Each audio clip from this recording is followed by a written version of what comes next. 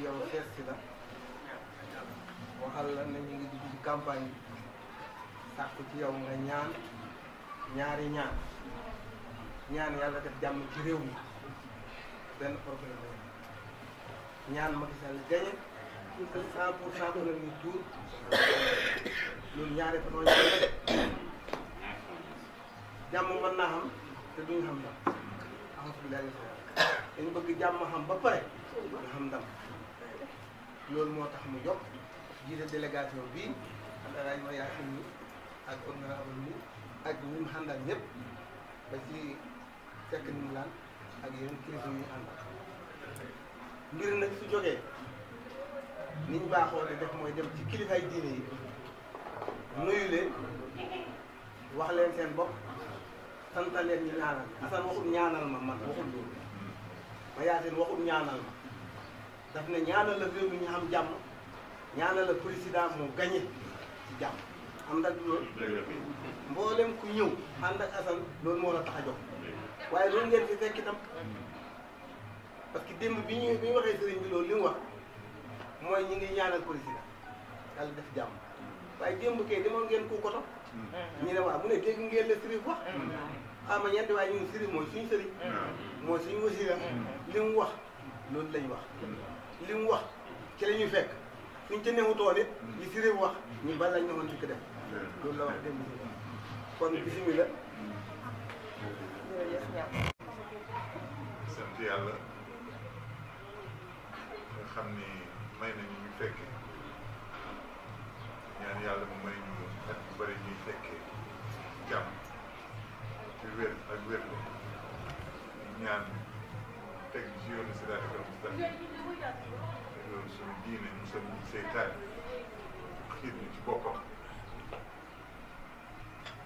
jamono nag dox ba ñu egg si ci mbirum élection moo tax ñu yónnee woon démb xam nañ gaa sa Pastef ak sa taxawaay ci jàppale président de la République waaye campagne moo ñàkk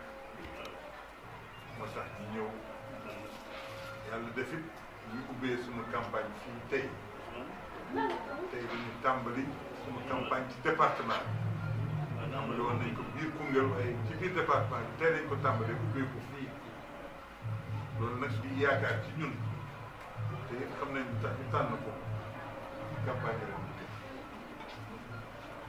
yaakaar fi ay ñaan yaakaar fi yàlla nangu ñaan yooyu ay la yéwén bu ñu sañoon tey doomu Koungheul yëpp ay ànd di campagne waaye nag seytaane dafa bari mën na ba ñaari équipe yi campagne neexuñu waaye am na loolu itam dafay sunu war ñu wax la ko niñ fi jaaree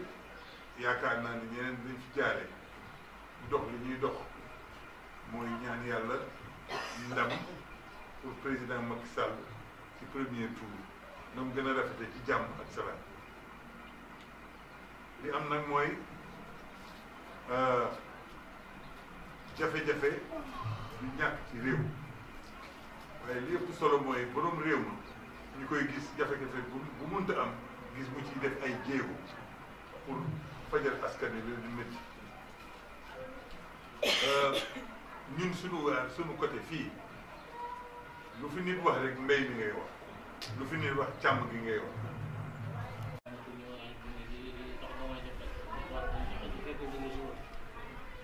ñaanal la tool bi woon ne bi fi ñëw am naaw ñu xam ak boobu mu ñëw fekk Salikunda waaye boobu woon fi jëy ñoom moom ñu la tombee toom yàlla dugal noonu mu am dab man nag su ñu ñëwee tombé te heure bii mu ñëwoon bi tombé te lii xelaat bi am nañ yaakaar bu baax a baax la xamoon ak foxam ñu xamoon ak foxam loolu la loolu la incha allah loolu moom am nañ ci yaakaar ñu ñaan ko nag yàlla waaw ñaan ko yàlla kon ñu bokk ko saate ay di ko suuf ñu ko duwal ñu ci Allah ñu ci naan ko saate benn ay di benn yoon kon wala bu ne nga ànd ak bismillah waaye foofu bu falaq dinaa si nekk yoon nañ gën dinaa def ci ñaar benn salaatu baat wala salaat lu ñuy wax rek ñu ñaan yàlla def ci am ci réew mi tey président yi yàlla joxaat ko deuxième mandat te ñu toogoon Cheikh bi ñu toog ba tey mu toogaat rek di barke Seydina Cheikh radiyallahu anhu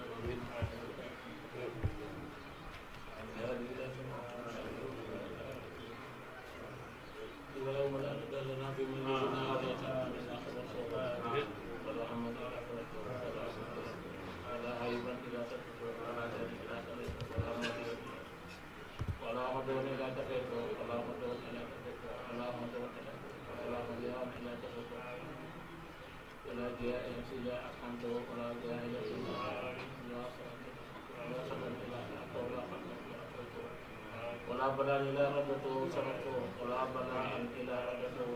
ولا بلان إلا ردته ولا مصابة إلا ردته ولا مسافرا إلى رسول ولا صوام ولا حاجة من الدنيا والآخرة إلى أن لا مخرج يا أرحم الراحمين. اللهم صل على سيدنا محمد الفاتح لما أغلق والفاتح لما سبق الناصر الحق والهادي إلى صراطك المستقيم وعلى آله حق قدره ومقداره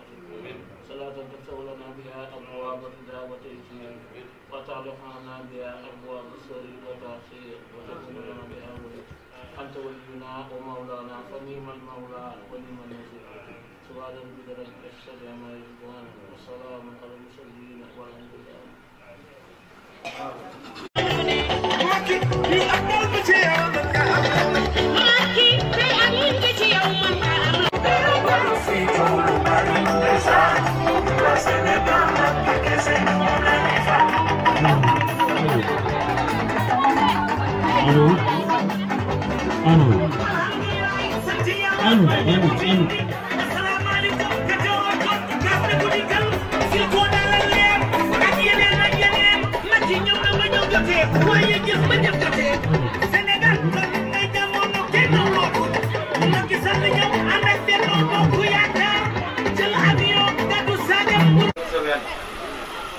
ñaan itam li nga xam ne mooy suñu sëriñ suñu lépp yàlla yàggal ko. bismillah.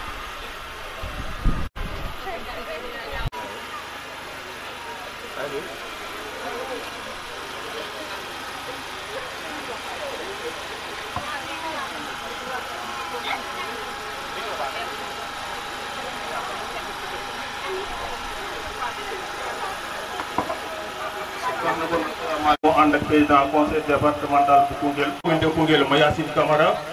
andi sa su loolu weesoo ñu ngi ci ànd ak maire Yamal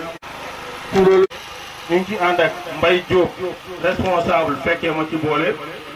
su loolu weesoo ñu ngi ci ànd ak sunu nijaay Ada Camara di conseil technique di président conseil départemental di responsable politique di Koungheul su loolu weesoo ñu ngi ci ànd ak maire Ndeye Fatou Ba di responsable di Koungheul su loolu weesoo ñu ngi ci ànd ak maire Kiné Camara di responsable politique su loolu weesoo ñu ngi ci ànd ak maire Khoudia Dramé di ñëw ci conseillers yi nga xamante ni ñu ngi am Mbose Dieye nekk conseillère ci départemental bu Koungheul su loolu weesoo ñu ngi ci ànd ak Awa Sarr conseillère Aïssatou Sakho ci mairie bu Koungheul Suzanne Camara Sophie Ba Kadiatou Diallo Marie Ba Ami Samb mooy ñi nga xamante ni ñu délégation boobu la président Assane Diop ànd ak fii ci village bu ñuy wax Penc Aada.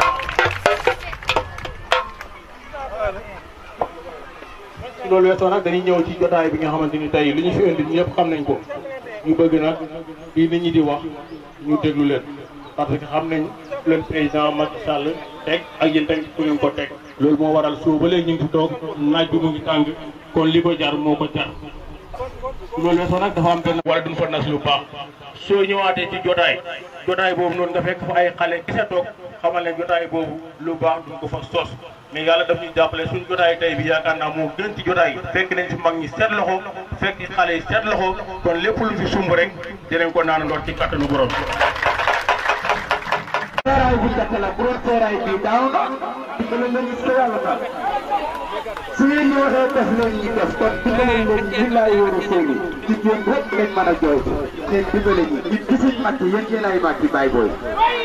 dimbale leen ñu yàlla taal sonn neen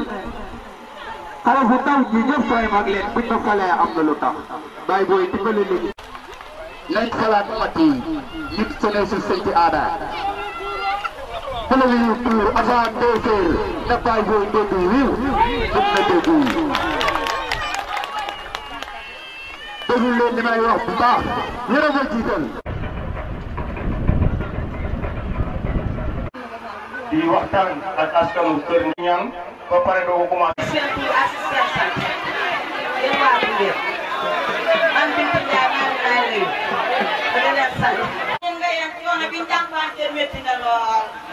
loolu tey amoo ko jëlee di gaas ci bi ngeen dëkk sees yi ñu leen a xàppi ci bi ngeen dëkk mbala ñu koy xàppi ci bi ngeen dëkk te bu campagne jotee benn politicien bu nag suñu waxee rek ñu ne nga yem benn kàttan te loolu yooyu dëgg te alal asal soo ñu dimbalee loolu benn say bi ñu doonoon teg ko dootuñ ko xàcc ñu mosu ñàkkal xàcc te kon duñ xàcc gëm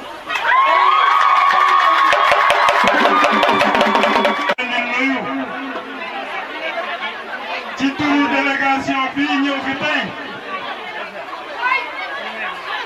monsieur le ministre Assane Diop président conseil départemental jiite ko ànd ak Mayacine Camara maire de la commune de Koungheul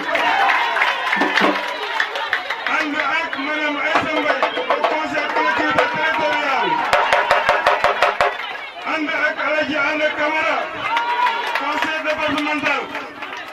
ànd ak El Hadji Malick Mboup PCA conseil départemental bu Koungheul ànd ak Ibrahima Diop suma mag nekk représentant bu AFP ànd ak suma yumpaañ Yama Cissé ànd ak maire Khady Camara Seck Ndimrane lay mujjee Seck Ndimrane lay mujjee présenté parce que Seck Ndimrane ngayeen xam nañ ma ak moom ngayeen gi ma nekk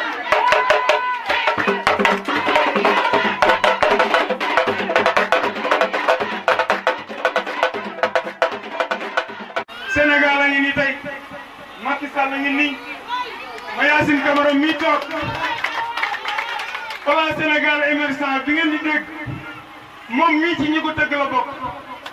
xaw ma sax ndax moo ko jiite plan Sénégal émergent boobu ci la président di def lu mu bëgg a def defagum na ci xaaj ci lay toll mu ngi fas yéene defaat kon li ngeen di tawat ñi mën nañ ko régler Assane Diop mii toog di ministre conseil di conseiller Macky Sall boole koog nekk président conseil départemental bu Koungheul dëgg benn plan boo xam ne xale yi ñuy tawat nii ñu ngi ci biir jigéen yaa ngi ci biir. plan développement économique et social de Koungheul boo xam ne da ko accompagner ak plan Sénégal émergent lépp di yokkuteeg réew mi loolu nag bu Macky Sall la jotaatu ci réew mi ah est-ce que dana mun a am moo tax dañu war a jàppale Macky Sall.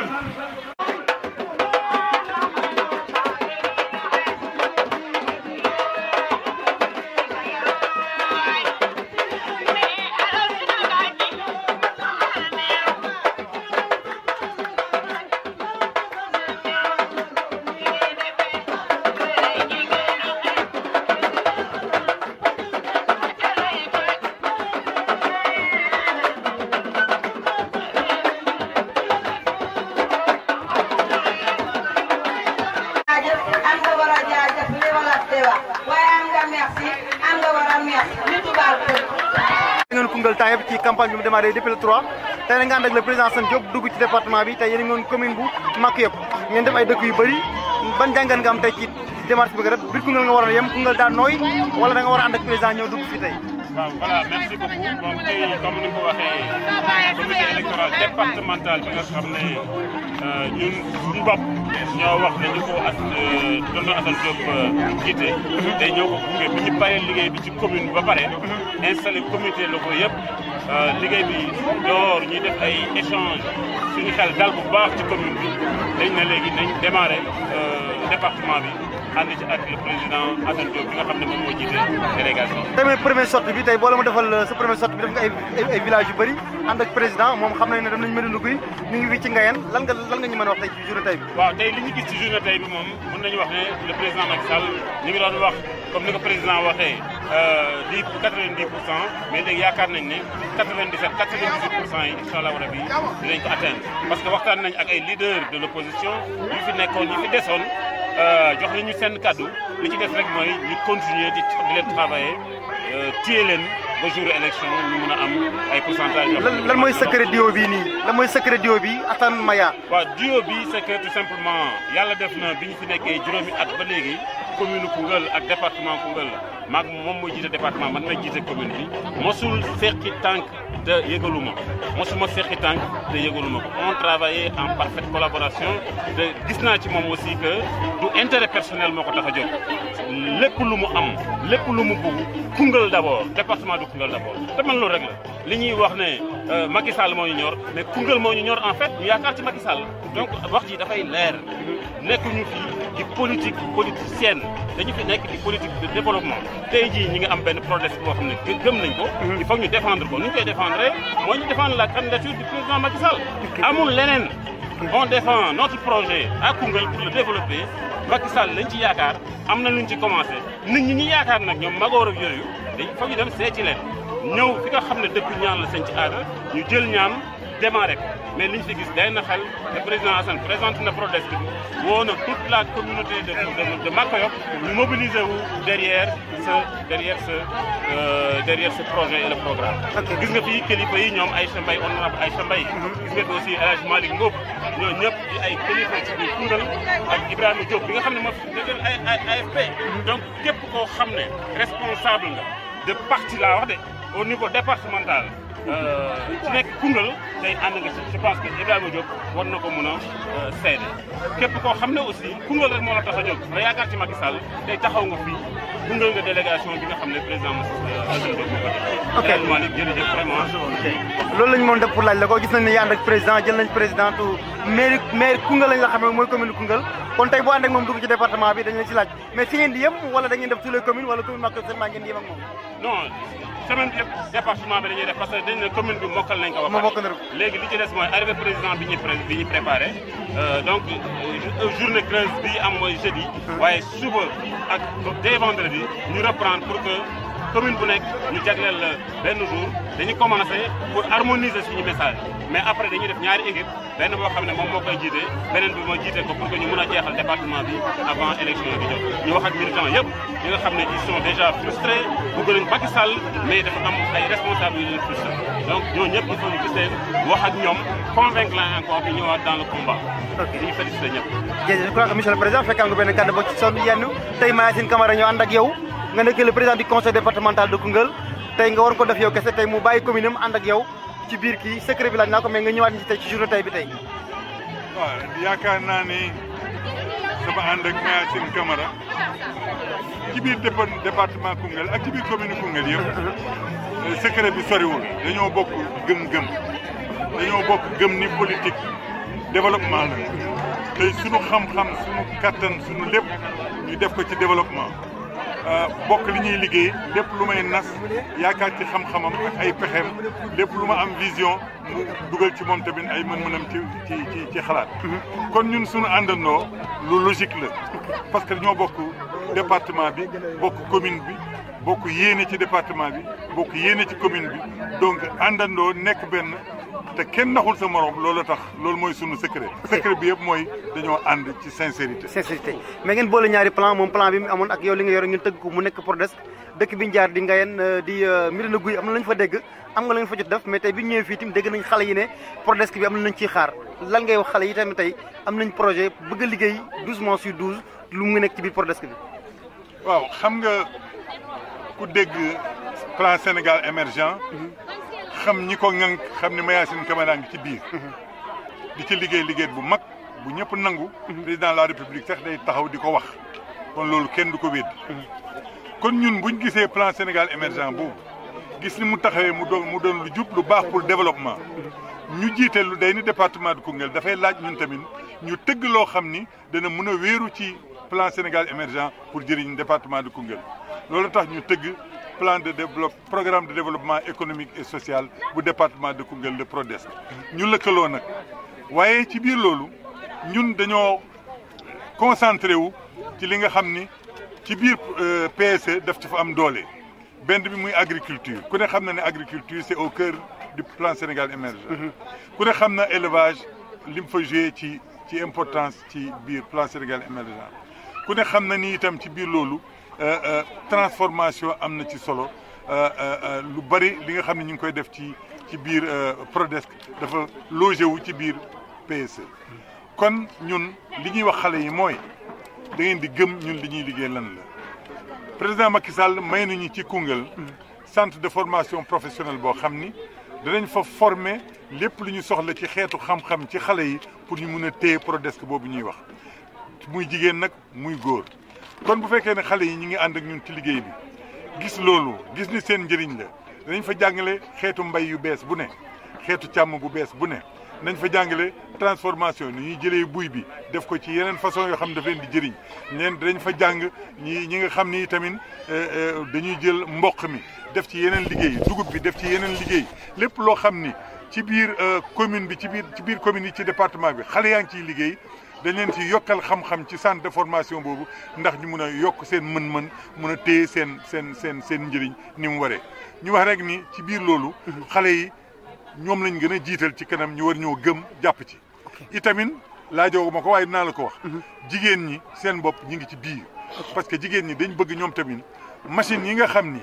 mooy transformer buy bi di transformer dugub ji di transformer mboq bi di transformer diwlin bi jigéen ñi dañ ci am wàll parce que machine boobu dañuy former jigéen ñi ñoom tamit ñu liggéey ci seen wàll pour mun a jël seen bénéfice ci gerte gi nga xam ne ñoo ko béy moo tax man ak Mayacine Camara suñu lëkkaloo comme ni ma la ko waxee léegi sincérité la waaye itam intérêt département bi la intérêt commune yu Koungheul. muy la am solo comme monsieur le président loolu je crois que ñu bàyyi leen ba beneen yoon kon rendez-vous fan la après le 14. waaw li ñuy wax mooy fi mu ne dañu tiim ñëwi président Macky Sall le 14 di alxames. ñu war a concentré wu pour teeru Macky Sall façon boo xam ne musuñ ko teeru ci département de Koungheul. moo tax ñu bëgg nag yéen waa Ngayeen nii ak yeneen dëkk yi ñu jaar ak waa Koungheul ak ñi ñuy waxal ci département bi yëpp ñu taxaw nañ war a taxawee fees dellu Koungheul